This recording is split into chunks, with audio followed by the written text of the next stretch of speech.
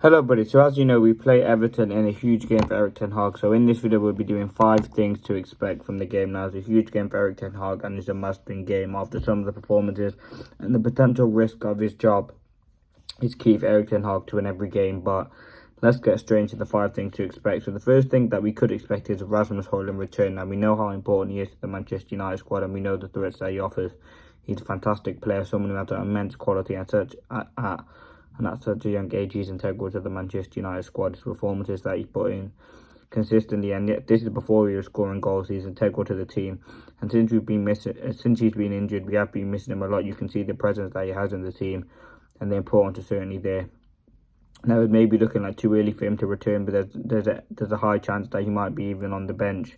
That's a huge boost. I know you don't want to rush players back from injury, but having Højlund back in the squad is massively important. We've been playing with kind of Rashford in the Fulham game and Bruno in the Man City game as the vocal point, and obviously we know they're not good enough. I think Højlund's a player who's also a vocal point, someone who can hold up at the ball, someone who's got immense pace and someone who can get in behind. So having someone like Højlund is really, really important to the team, and yeah, hopefully he can be back. Now the second thing to expect is goals. Now at Manchester United, obviously we know Everton are struggling. Obviously with the point deduction that they've had, it's not looking good for them in terms of Premier League chances. It's looking highly likely that they will get relegated, but they do play some good football. They're a team that likes to get in on the counter attack. Manchester United are particularly vulnerable with the players that they have out now. Everton, as I said, do score goals. They've got some really big threats. I think McNeil's a great player. I think he's a huge threat. I think just the energy that they play with as well. We know they play the Sean Dyche way of playing football, and it is a lot of high energy. Now they can definitely score goals, as well as Manchester United. We've got threat. I think Garnacho, Rashford, two huge threats for Manchester United and two decent quality players who offer a lot for the club. Particularly Garnacho coming up potentially against Ashley Young, maybe Godfrey or Coleman. Certainly for me, I think he can attack him. Obviously scored that wonder goal against him last time, so I think there's definitely a huge strength there. Now the third thing we can expect from Manchester United are rotations. Now we have got a lot of injuries and we've got some huge games coming up. Liverpool on the horizon very soon. We've got some big games coming up. I think we've got Liverpool in the league as well. Now I expect Eric Ten Hag to make changes. We are, as I said, if there's no Højlund, we are looking very, very slim in attack. Now that might be options for potentially Amad Diallo to come in, a player who's got a lot of potential, hasn't really got his chance yet. Whether that's Anthony who comes in, we don't know. You might see Bruno shift onto that right hand side. So there are definitely options, and I'm sure Eric Ten Hag will be looking at changing up that attacking thing to get more bit fluidity. I think Garnacho started the last 24-25 games, so maybe looking like he might get a rest. Now I wouldn't do that, but you don't want to be playing the player too much to a point where they do get injured. I think Garnacho is a player that probably does need a rest. He comes off in games very rarely, and he's someone who Manchester United have particularly relied on this season.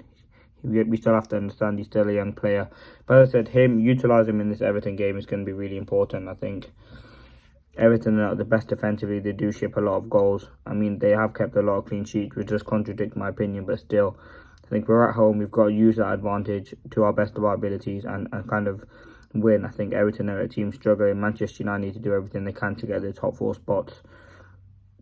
Now, the fourth thing to expect is Eric Ten Hag may go defensive. With his potential job at risk, you could see a different change of form, or not a different change, but a different style that Eric Ten Hag looks to implement. I mean, his job is highly at risk, and it's looking increasingly likely that Manchester United will change Eric Ten Hag in the summer. So you could see him kind of change the way he wants to play to kind of keep his job. You've seen many managers do that before. I think Eric Ten Hag, the fear for him is probably getting sacked. I think he wants to stay at Manchester United. He can see the vision that he has, and it will be unfortunate if he does get sacked. But he could be someone who's staying for a job because he knows that any loss or any poor result will increase the chances of him getting sacked, and I don't think anyone wants that at them. So you could see a more pragmatic approach. You could see kind of a more defensive approach. But for me, we've got to go organs blazing for this game and try and beat this Everton side who have looked particularly vulnerable at times this season. I think our main ways to hurt this Everton side, definitely in the counter attack, but certainly with probing. I think if you keep shifting the ball side to side, probing, getting in behind, will be really important. Using our fullbacks, particularly Dallo, who's the fullback for me, who's look most threatening, putting crosses into the box. We know what we can do from them crosses if they do work out right, and it's all about utilising them. Now, the fifth thing to expect. This is kind of a difficult one. I might do 3 things to expect because then I can go into more detail.